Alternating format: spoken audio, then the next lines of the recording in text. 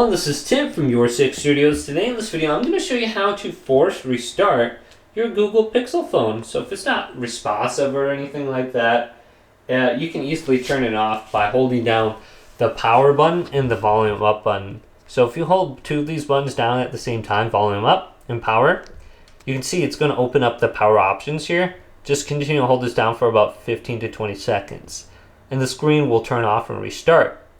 So you can see it's going to turn off right now. Now, if that doesn't work, you're probably going to have to try a different combination.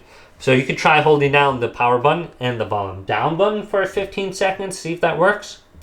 Otherwise, hold down just the power button here for about 30 seconds plus. And that should restart your phone too. So you got 3 different button combinations. Now on my Pixel, I think the 7 above is volume button up and power button. And then you can try just holding down the volume button down and power button, or just holding down the power button. So 3 different combinations. Hopefully this video did indeed help you out. If it did, leave a big thumbs up and subscribe to my channel down below.